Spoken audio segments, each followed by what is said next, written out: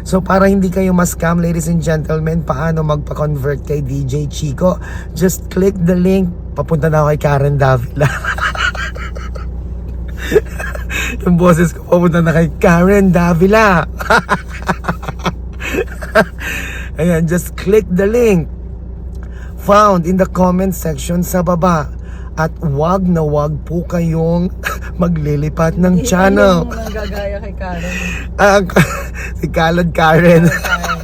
Kalad Karen. Natawa na. Sorry.